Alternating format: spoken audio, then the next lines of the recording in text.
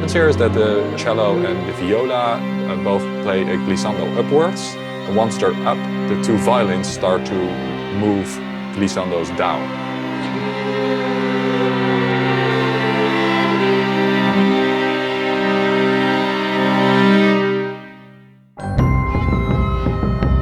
Hey guys, what's up? Today I want to talk to you about string music.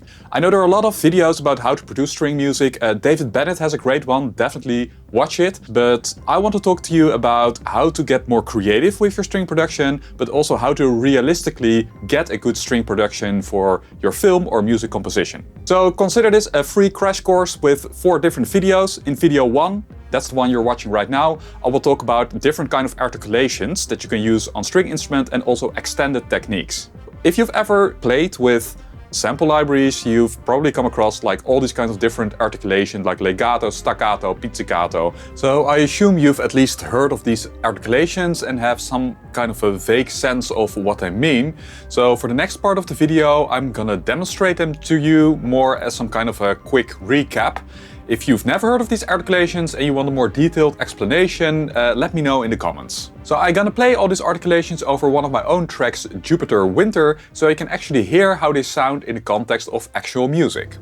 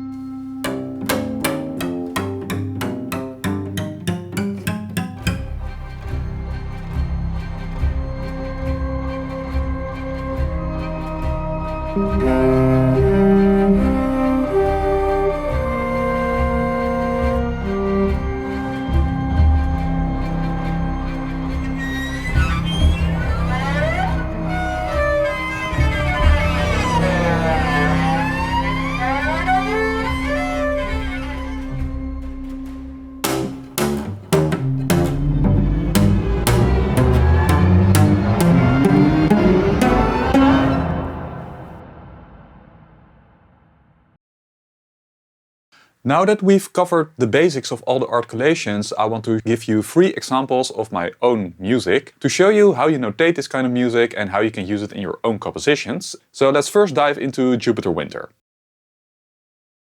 So this is what the sheet music looks like. Here you see the double bass playing a low C, then it says ort, which is short for ordinaro or ordinary, then an arrow, and then to pont, which is short for sul ponticello or to the bridge.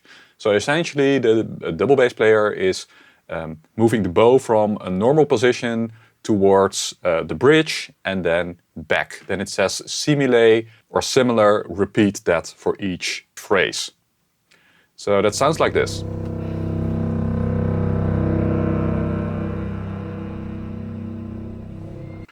Then you see the violin here plays a C. Then the diamond-shaped note actually means slightly press your finger on that position, but don't fully press it. So what happens then is that you will hear an harmonic tone 2 octaves higher than the C that is written. And it says poco sul ponticello to give it a little bit on the bridge to give it that icy, sharp kind of tone.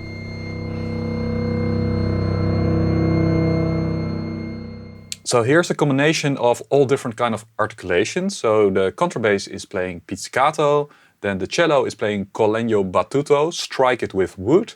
Then the viola and the violin are playing sul ponticello, play this rhythm on the bridge, and then the violin is playing a harmonic, also a little bit sul ponticello. Together they sound like this.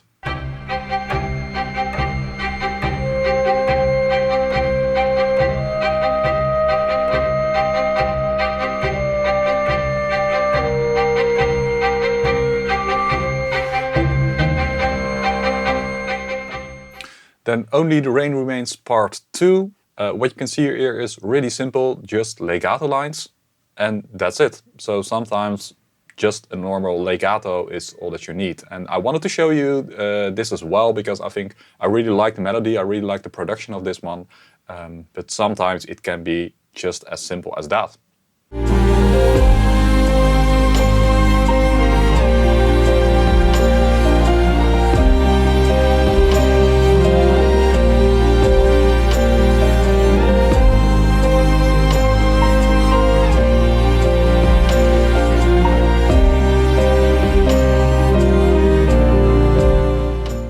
So then there's this other example, it's called Verbranding.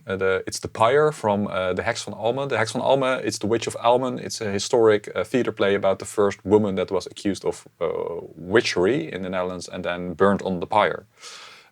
So this is the moment that she actually walks to that pyre. What happens here is that the cello and the viola both play a glissando upwards. And once they're up, the two violins start to move glissandos down. So first this one comes up, then the other ones go down.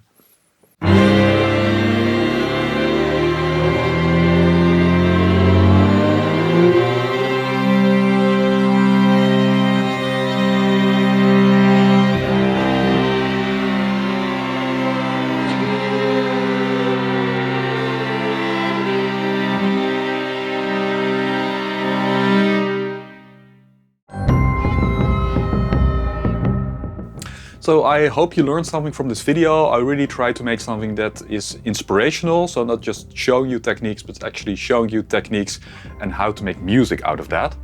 I have 3 more videos coming up, one about string libraries, one about recording and mixing, and one about creative sound design techniques. Let me know what you think about it, and if you have any feedback or any comments or questions, leave them in the comments, and I hope to see you next time. Of course, we're lucky that we have so much YouTube content online nowadays, but watching YouTube videos gets you only so far. It's also very important to get feedback on the work that you're doing. If you really want feedback and really want to make progress, then you can visit the Creative Music Academy, where I give private lessons through Zoom or Google Meet, so you can improve to be the next Hans Zimmer.